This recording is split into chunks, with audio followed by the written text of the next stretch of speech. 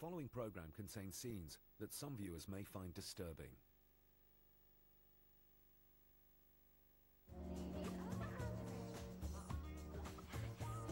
Sherry had a little party and wanted me to come over to meet some of her friends.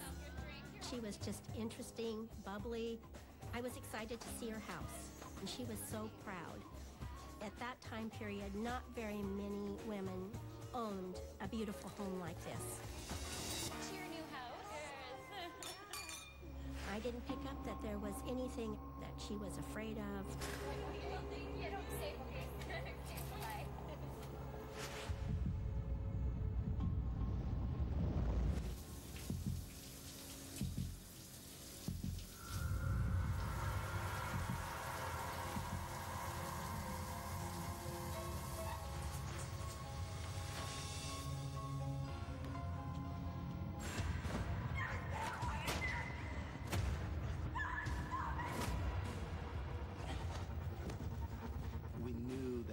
There was a monster loose. The suspect was gaining in violence, but he was also gaining in frequency. What kind of rage would inspire a killer to shoot someone 7 times?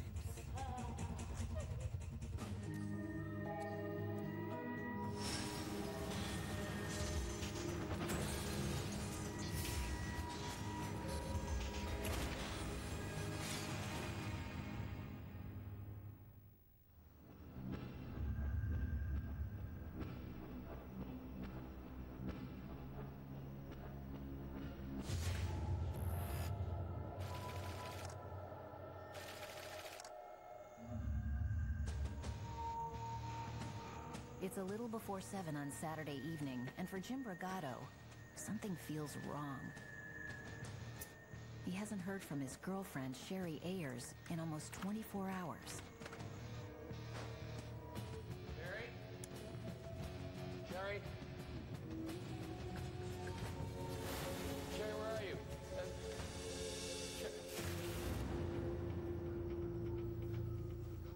Jim found Sherry in her bedroom. He initially touched her to see if she was all right, and she was cold to the touch. Sherry. He went next door to some neighbors and had them call 911.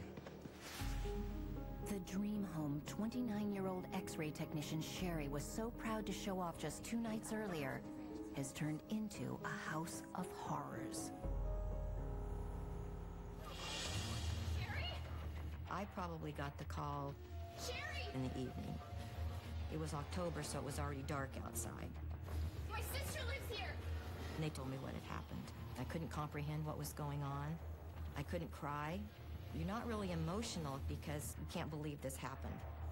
Of the million questions swirling through Cheyenne's head, there's one she struggles with most. Who would want to hurt her beloved sister? Armed with their own set of questions, detectives turn to the murder scene for answers. It was suspected that she had been a victim of sexual assault. It was obvious that there had been quite a struggle, that she had been beaten, that the object that was used to beat her had also cut her. Your name? Jim Brigado. All right, walk me through what happened. Sherry's boyfriend, Jim, seems devastated. In fact, he's a wreck. I knew Jim not real well because, well, for one thing, he worked the night shifts for his dad's produce company. And I think they were pretty compatible. And I think she and Jim would have married eventually. And now Sherry's future is gone. And the investigation starts with the person who found her body. Let myself in. You let yourself in? Yeah, she keeps a key on her. Jim is clearly at the center of Sherry's life. Could he have something to do with her death? Brigado tells detectives something chilling. Sherry has been a bit scared inside her house lately. She believes someone is lurking outside her windows at night. I did not meet Jim. I just knew of him, and I knew that he was very special to Sherry. they had plans to be married. She even had a dress picked out, and I even had a dress picked out. In the weeks before Sherry's murder, she decides to call the wedding off. I How's your day? I heard something crazy. Sherry had found out that Jim had been married before, Well, can you just answer the question, Jim? and that seemed to be something she wished she had known before she had got engaged with him. You can trust me, Anna. Don't do this. Sherry had begun to see a couple of other people, Everything's so good. What are you thinking? I don't know, this bracket line was pretty good. What the hell is this? and that was definitely a sore spot for Jim. People talked about him having a kind of violent temper, and that was, of course, a red flag to detectives. But is Jim capable of cold-blooded murder? During the time this crime was committed, Jim claimed to have been at work. It's an alibi. Sort of. There was, in fact, a small window of time where his co-workers could not account for him. So where was Jim if he wasn't at work? Jim was asked to take a polygraph examination, and the polygrapher determined that he was being truthful in all of his answers. These results don't get Jim completely off the hook. Detectives speak to Sherry's friends and family and learn she had a party just 2 nights earlier. The Thursday night before Sherry was killed, she had a princess glass party. Just knickknacks for your house.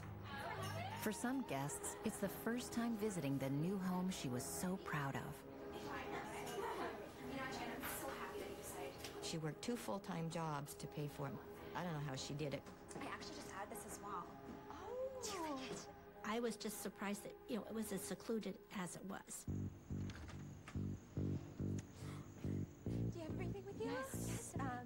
Thank you so much. Thank you so much for coming, Jen. I'm so It would have been after 10 o'clock when we left. Sherry seemed her usual self, and I certainly didn't have any feelings when I left that there was an issue or there was going to be an issue. The only thing that I can remember, and I do remember talking to the detectives about this, was her porch light was out. And I mentioned it to Sherry. And she went and flipped it a couple times, and she said, "Oh, it must have burned out." And I don't know to this day if it had been just unscrewed or if it was actually burned out. The medical report confirms everyone's worst fears. Sherry Ayers was raped before she was murdered. Detectives now have one more test for Sherry's ex-fiancé. Semen was recovered, and it was turned over to the Oregon State Police Crime Lab. In 1980, there's no DNA testing.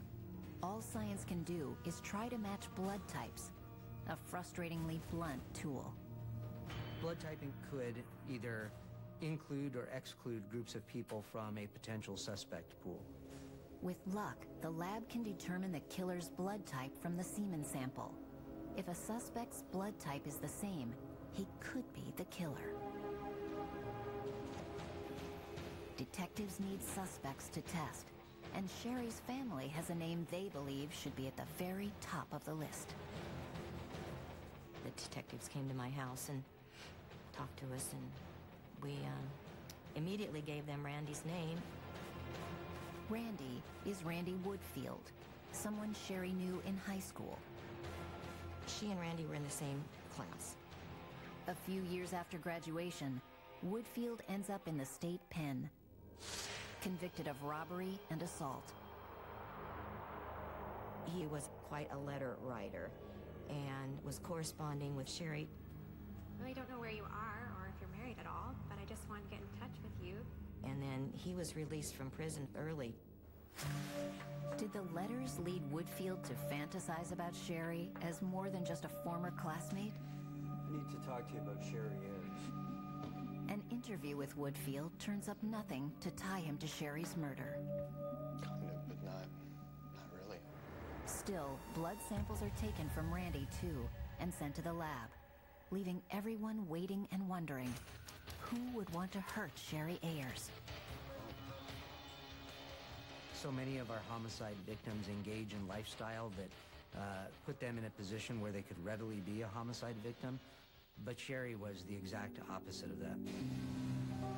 Sherry's rape and murder is a senseless, brutal crime that shocks Portland and mystifies detectives. But it's only the start of a much bigger nightmare.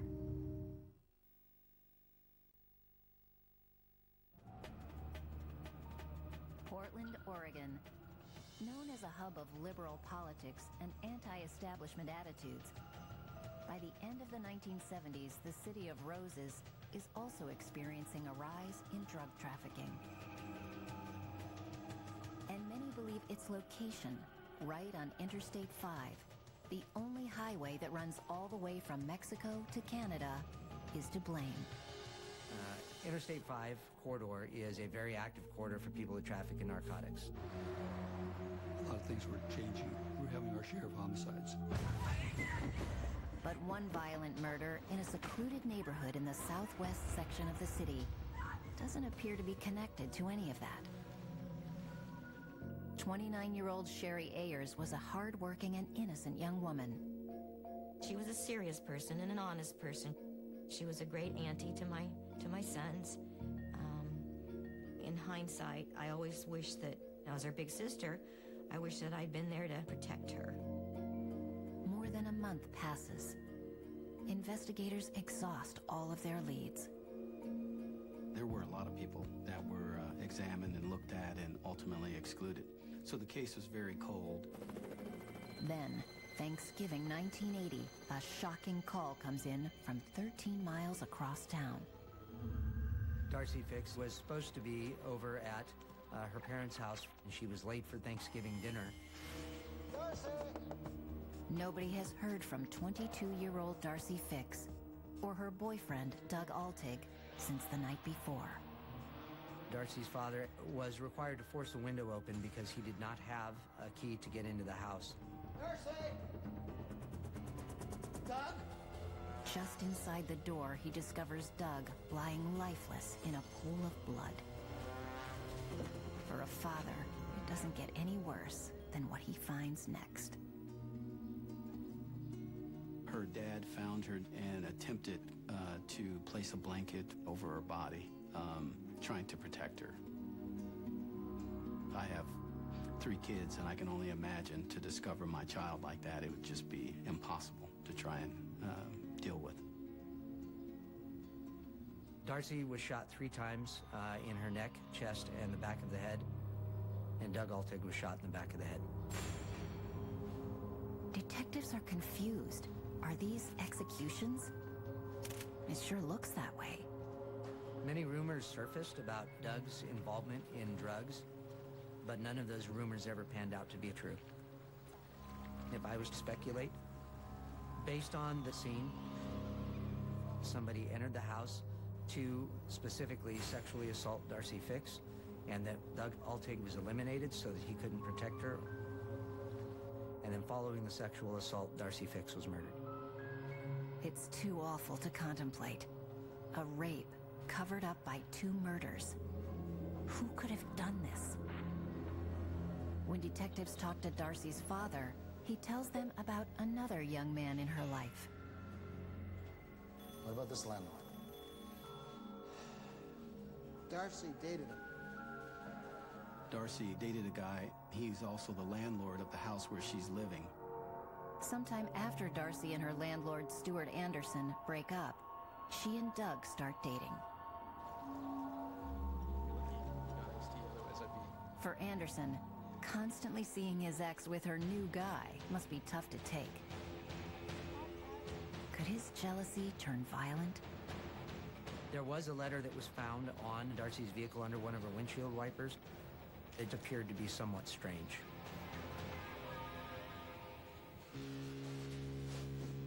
Anderson seems surprised and quite devastated by Darcy's death. He has all the right answers, and he offers up an intriguing lead. There was this gun that she had in her place.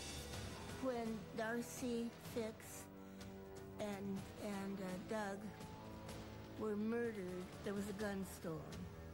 It was a kind of antique revolver, very distinctive. It wasn't your typical revolver. It required a particular type of .32 caliber ammunition. When the ballistic reports come back, detectives learn Darcy's missing .32 is not the weapon that killed her and her boyfriend. Both were killed with a .38 caliber revolver. That means the killer is now in possession of at least 2 guns. The one he used to kill them and the one he stole. On the other side of Portland, detectives working Sherry Ayers' case get the lab results they've been waiting for. The news isn't good.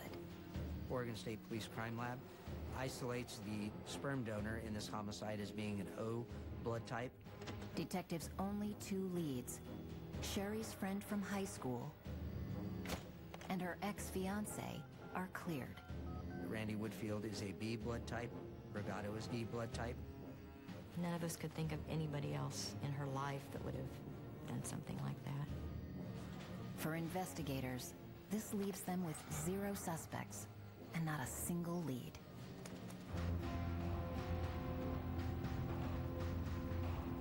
I attended University of Portland, so I was in college at that time. I remember hearing that there was a series of crimes. There was a variety of crimes that were happening on the West Coast. The MO was stores. There was like 7-Elevens, Plaid Pantries, Dairy Queens, those type of stores where there were young girls working by themselves. So at the time, I think it was pretty unusual, which is why it was kind of a common practice for store owners to allow young females to work the store, close the store by themselves.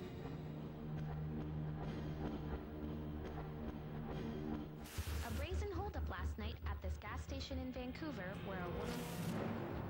As a rash of crimes flare up around Portland's Interstate 5, detectives have no choice but to move these homicides to the back burner. A man in his 30s with a bandage over his nose demanded the clerk empty the till. Witness descriptions of the robber match several given previously. In other hold-up news, a California police composite shows no beard. There's a one-man crime wave along the I-5. Athletic, young male in his 30s, wearing a hood with curly dark hair, with a Band-Aid on his nose, was coming into businesses. The spree of robberies is so prolific, the media dubs the perpetrator the I-5 Bandit. Initially, he just robbed, took money, and took off. But then it did get worse. Sexual attacks became attached to his MO. Investigators in Oregon believe the suspect, a white male, 25 to 30 years old, has raped and or robbed 11 women. The I-5 Bandit's crimes stretch from Washington State to California. Survivors were able to describe him as almost chillingly cool, and that his presence was almost demon-like. We knew that there was a monster loose. The sense of all of the people that worked anywhere near I-5 in these types of establishment was almost panic. There are posters being put up all along the freeway. But posters and media attention aren't enough to stop the attacks. Throughout the Pacific Northwest, women are living in fear that when he strikes next, it could be one of them. Sherry Hall and Lisa Garcia were really good friends, and they made a living cleaning office buildings. So I'm just gonna take out the garbages, okay? Okay? Sherry said, "Oh, darn it, there's a smudge on the door. I don't want to leave that." All right, hurry, come on.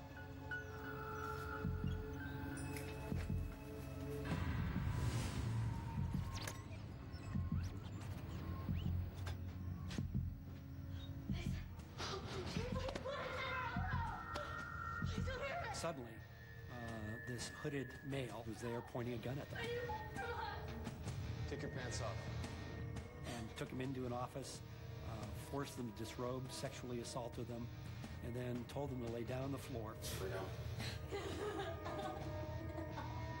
And then alternated back and forth, shot 4 rounds.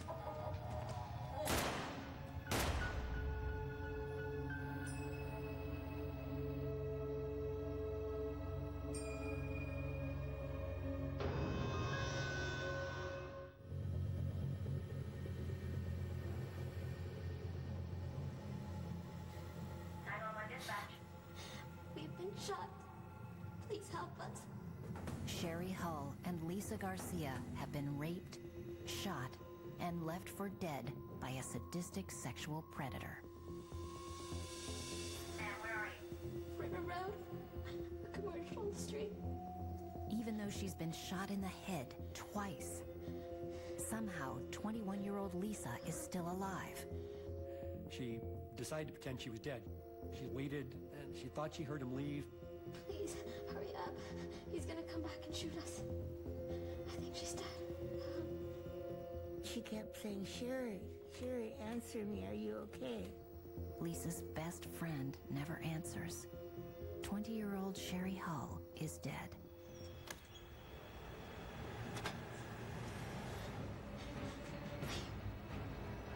Yes, someone's coming.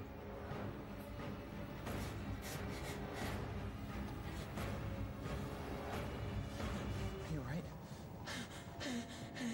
Okay, just breathe. Just breathe.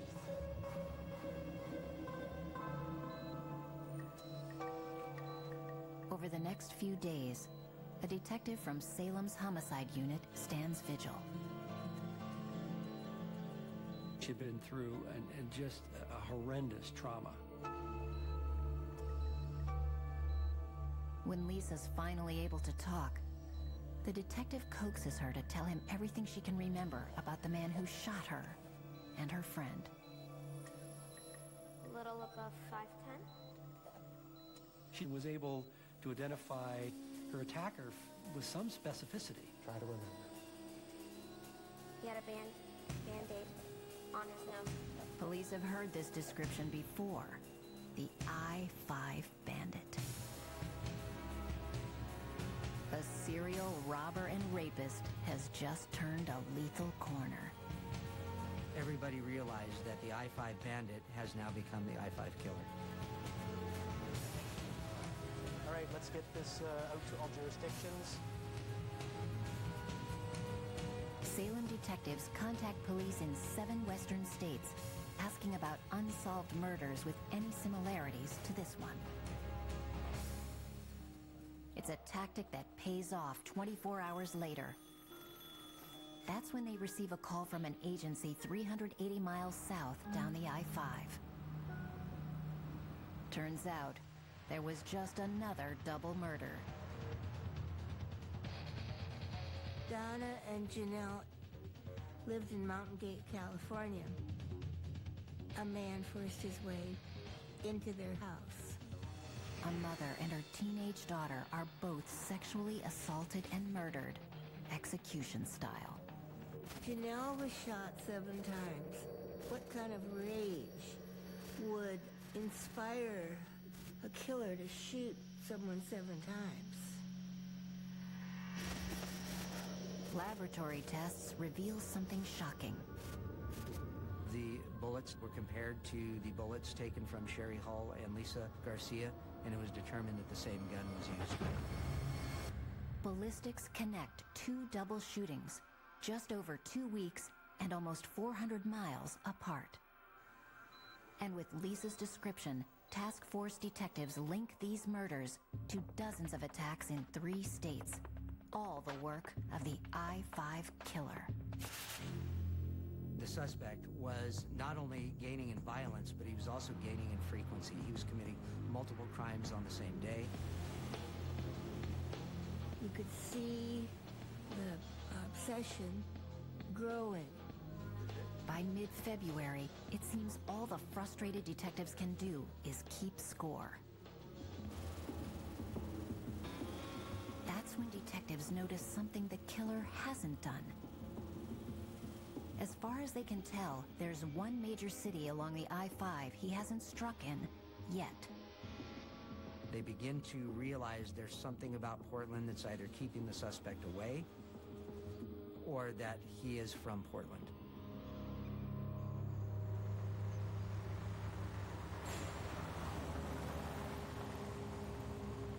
Valentine's Day, 1981. The I-5 killer appears to break that pattern. Has the monster come home?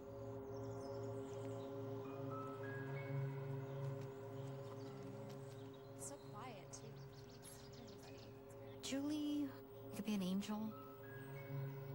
At times, she was mostly a sprite. She had a bounce in her step. She sort of lilted through life. She was going to go to some party. It was Valentine's Day. So are you going tonight? I'm going out to a new restaurant we're going to check out. How about you?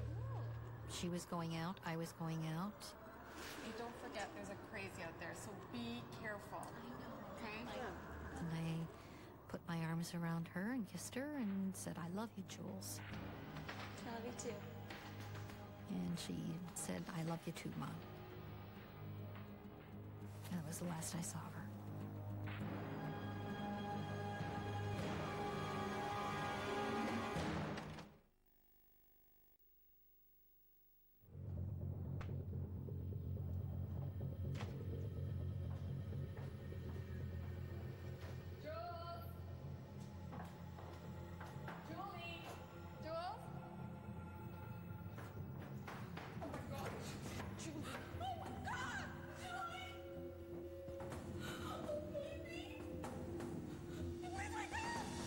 After a lovely Valentine's night out, Candy Wilson returns home to an absolute nightmare.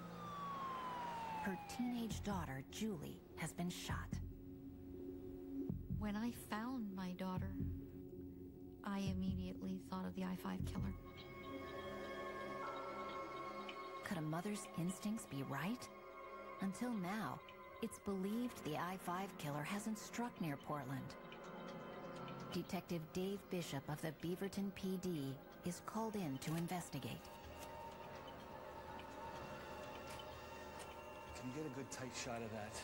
Those entry wounds right there.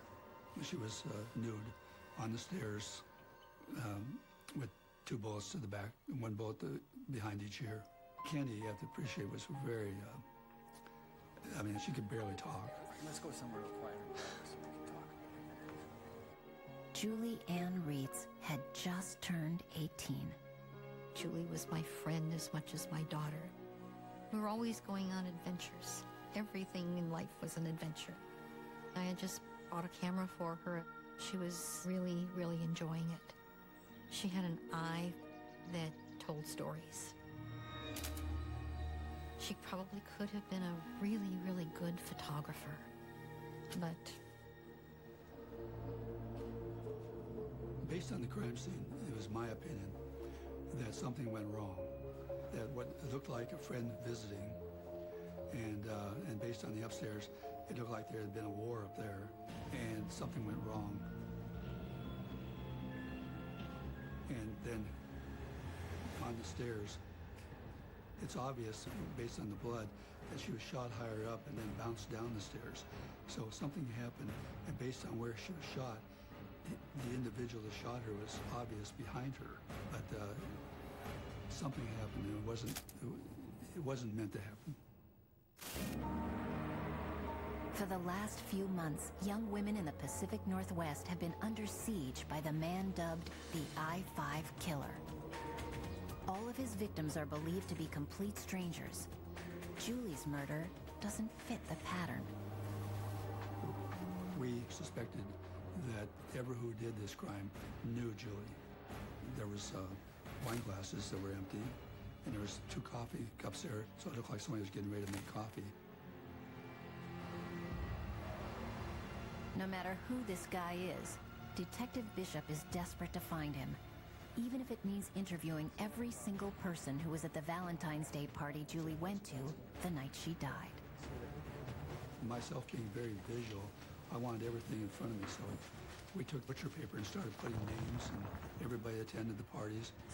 Detectives review the names of friends Julie went out with that night, and the names of her friends' friends.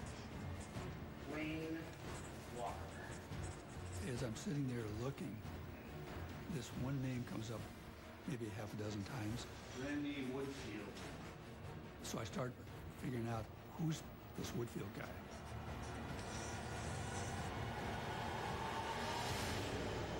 This isn't the first time Randy Woodfield's name has come up in a Portland homicide investigation. He was suspected in Sherry Ayers' murder 4 months back. If only Detective Bishop had known that. In 1981, precincts didn't automatically share that kind of information. Bishop is on his own. He re-interviews Julie's best friend. She tells him how Woodfield and Julie met. Randy Woodfield was working as a bouncer, and she tried to get into a club she was too young for. It's never been a problem before. What am I gonna get in return, huh? He knew her. Bishop needs more than that. He looks into Woodfield's past and finds out he's still on parole after doing time for robbery. He also learns Woodfield's troubles run much deeper. Randy Woodfield was a star athlete in high school. In 1974, he signed a contract with the Green Bay Packers. This was the epitome of all of his dreams. A contract with an NFL team. For a guy like Woodfield, it was like winning the lottery. Dark impulses from his past return and rob him of his prize. He began to have some trouble in Green Bay. He was caught exposing himself. The team found out, and they let him go. It was the end of everything.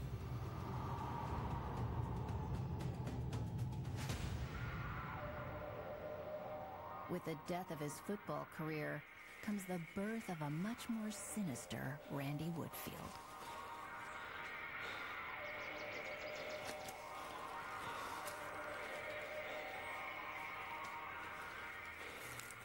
Someone was attacking women in a park in Portland.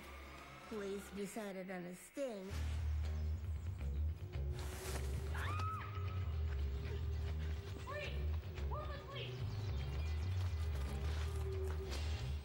They had him. Woodfield's lawyer works out a deal. He agreed to robbery and nothing to do pertaining to the sex crimes. Woodfield gets a 10-year sentence, but there's nothing on his record for sexual assault. Then, in July 1979, after serving just 4 years, he's paroled.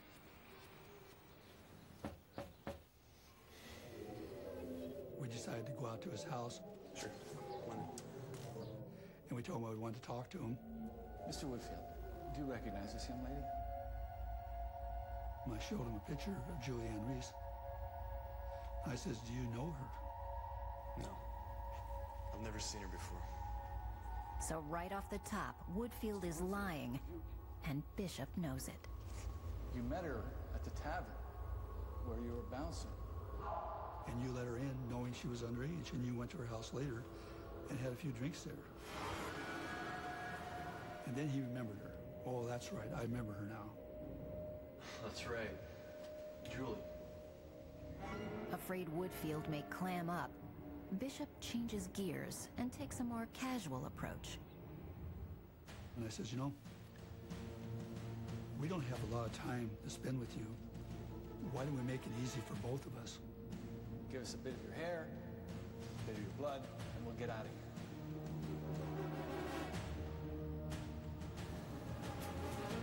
He said, well, no, I won't do that without talking to my attorney. Tell you what. And I says, let us look through your house. And he said, whatever turns you on. Woodfield opens the door. Detective Bishop steps right in.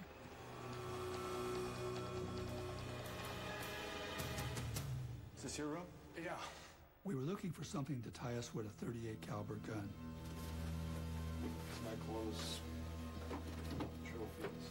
And we did find in an athletic bag in the gun cleaning kit. And we also found in that athletic bag a .32 bullet. The wrong caliber, maybe, but a bullet is a bullet. I don't know how that got there. When we left his house, we told Mr. Woodfield that we would probably be talking to him later. When Bishop gets outside, he bumps into Woodfield's landlord and strikes up a conversation.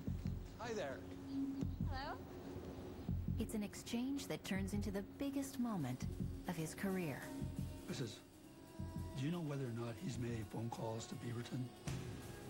And she says, probably, because he's called everywhere else in the country. I just paid a phone bill for $269. You don't happen to have a copy of that bill, do you? Should I do? Fantastic. And I'm looking at it, and all of a sudden, a light goes on, and I realize what I'm looking at is it starting at Oregon through Sutherland, Roseburg, Medford, and right down through San Francisco. And I looked at it and says, this is the map of I-5.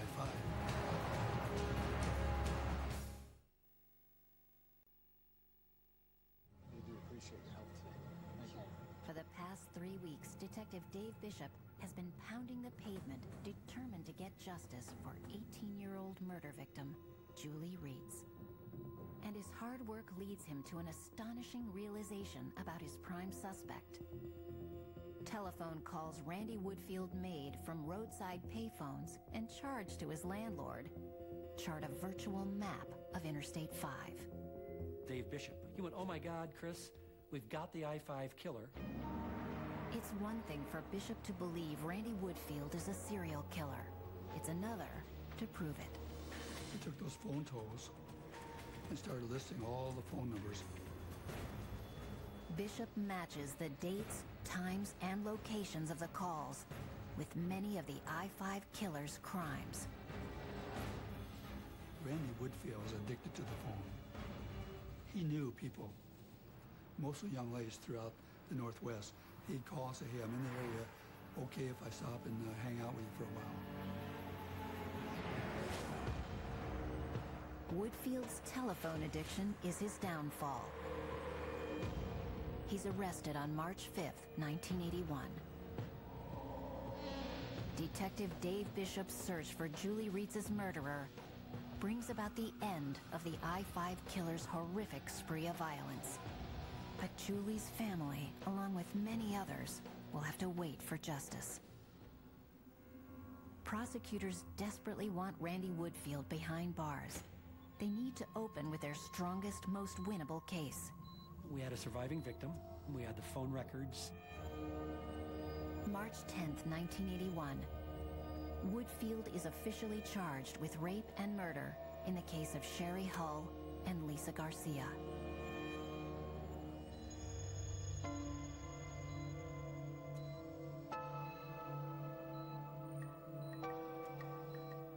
There are stages in this trial.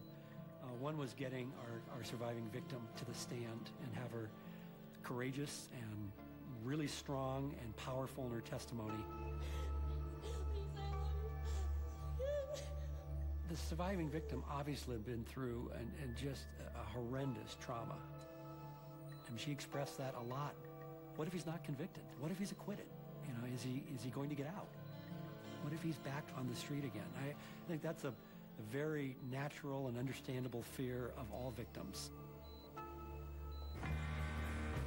During the trial, the full extent of Woodfield's brutal depravity is exposed. He raped and shot 2 girls simply because they were there.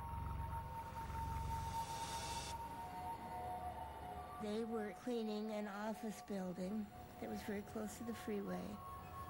2 young women on their own, working in a fishbowl.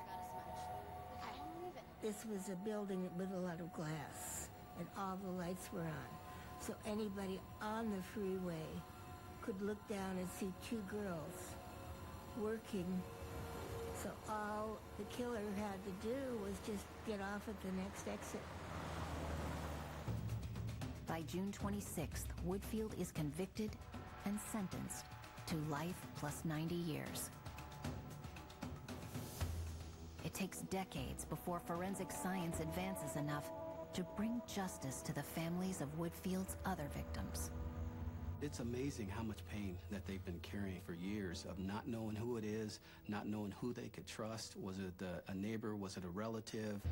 DNA evidence nails Woodfield for the murders of 22-year-old Darcy Fix and her boyfriend, Doug Altig. Uncovering his motive takes old-fashioned detective work. The tragic connection in this crime turns out to be Darcy's landlord and ex-boyfriend, Stuart Anderson. Woodfield was one of the guys he went to high school with. His girlfriend, Darcy Fix, dumped him. And she took up with another boy, Doug Altig. Anderson and Woodfield reconnect in 1980, and Anderson mentions the painful breakup. For Anderson, it's just catching up with an old friend. But for Woodfield, it's an invitation to murder. Oh, I had a picture of her. Oh, there she is. Oh, what a hottie. Randy, thinking in his weird way of doing a favor, a revenge for a friend, killed both Darcy and Doug.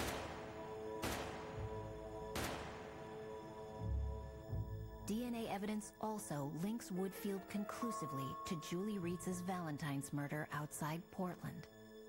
This murder appears to be the result of Woodfield's fragile ego.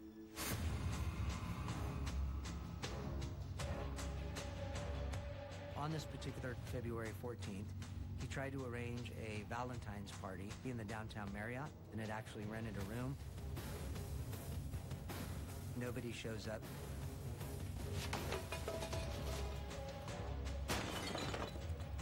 And for a person like Randy Woodfield, as narcissistic and as ego-driven as he is going to find somebody that he knows, and he is going to take it out on them. He knows Julie, and he knows where she lives.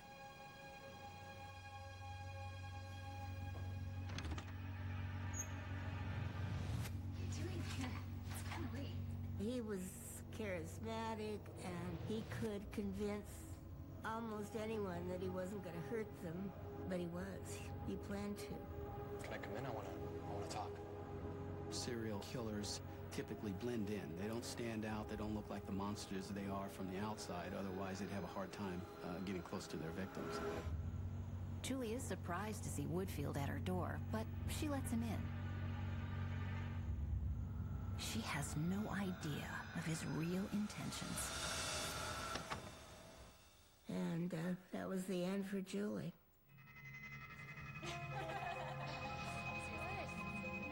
"26 years after the murder of Sherry Ayers, DNA testing in 2006 proves Woodfield raped and killed her, his first known murder victim.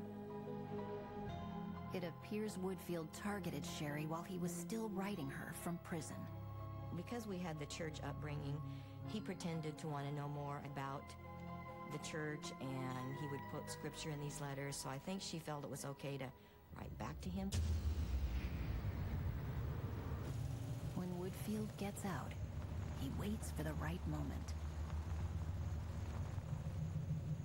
It turns out Sherry's fears were well placed. He was stalking her.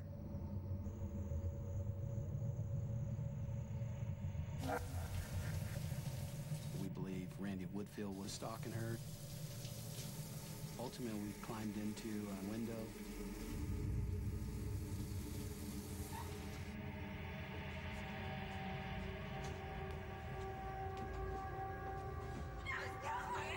We killed her by striking her with a blunt object and stabbed her in the neck multiple times. Randy Woodfield was a suspect in 1980, right after Sherry's death. At the time, blood tests clear him. Unfortunately, at the time, that science is really flawed. D testing was very susceptible to bacterial contamination. The false reading would lead somebody to believe that the blood type was O. The semen sample from Sherry's autopsy was contaminated, and came back reading type O. Woodfield was type B, so he was dropped as a suspect.